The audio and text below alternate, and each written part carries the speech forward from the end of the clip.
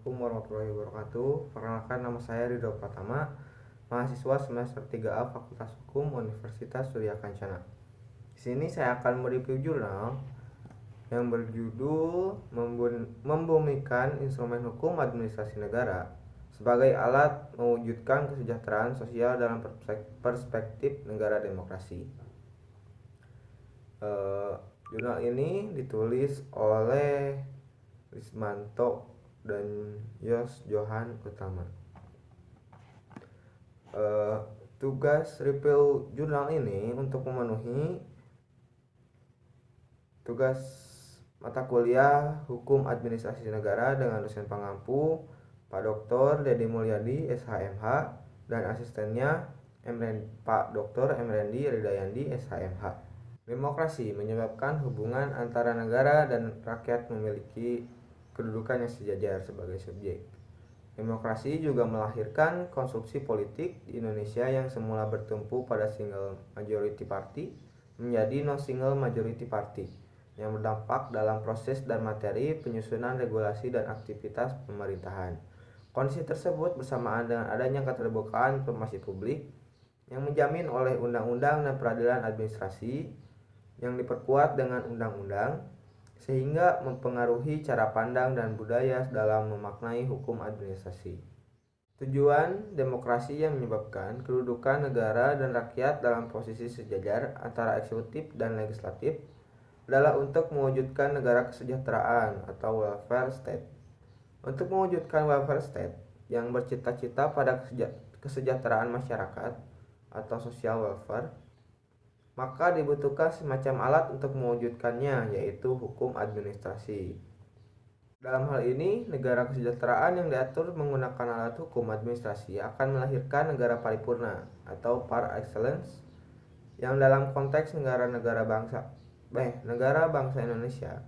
Negara paripurna diikat kuat oleh Pancasila sebagai ide, sumber dari segala sumber hukum dan dasar ideologi bangsa, mengingat Indonesia memiliki kejemukan sosial, kultural, dan teritorial. Selanjutnya pembahasan konsep negara kesejahteraan atau welfare state memiliki makna yang luas sehingga sering dijumpai beberapa perbedaan pendapat dari para ahli tentang negara kesejahteraan.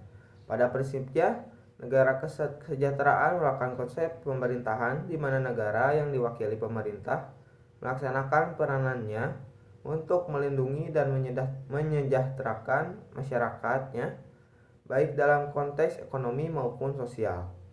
Praktek negara kesejahteraan di Indonesia termanifestasi dalam bentuk pembangunan kesejahteraan sosial yang mendekati konsep welfare pluralism. Mengingat sampai saat ini belum ada satu negara yang menganut konsep welfare society secara murni. Indonesia menganut sistem welfare state dan dengan varian baru, yaitu participatory atau contributory welfare state yang merujuk pada konsep welfare pluralism. Namun, kesejahteraan sosial bagi seluruh rakyat Indonesia belum terwujud secara merata. Hal itu diperkuat dengan data lapangan bahwa indeks pembangunan manusia termasuk ke dalam kategori sedang, yaitu peringkat 108 pada peringkat 108. Karena itu arah kebijakan perekonomian nasional harus diorientasikan pada pelembagaan stateside bangsa Indonesia untuk mewujudkan kesejahteraan umum. Lalu selanjutnya konsep demokratisasi dalam hubungannya dengan negara kesejahteraan. Demokrasi menurut asal kata berarti rakyat berkuasa, government or rule by the people. Kata Yunani demos berarti rakyat, kratos atau kratein berarti kekuasaan atau berkuasa. Dari pengertian ini, demokrasi dapat diartikan sebagai pemerintahan oleh rakyat.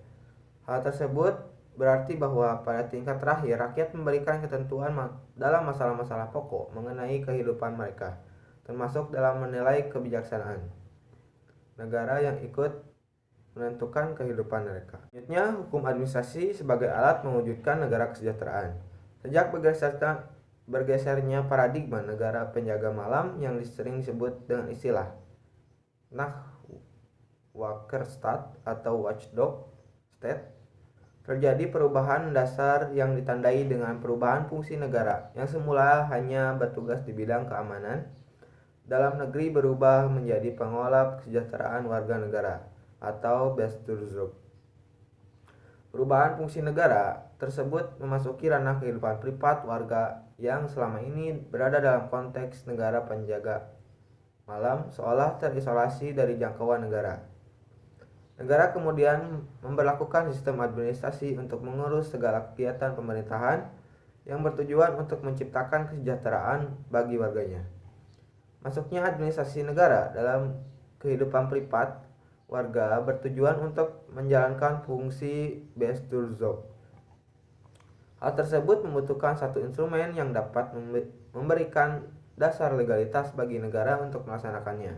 Adapun ruang lingkup hukum administrasi negara meliputi sebagai berikut. Yang pertama, hukum tentang dasar-dasar dan prinsip-prinsip umum dari administrasi negara. Yang kedua, tentang organisasi negara. Ketiga, hukum tentang aktivitas-aktivitas dari administrasi negara, terutama yang bersifat yuridis. Yang keempat, hukum tentang sarana dari administrasi negara, terutama mengenai kepegawaian negara dan keuangan negara.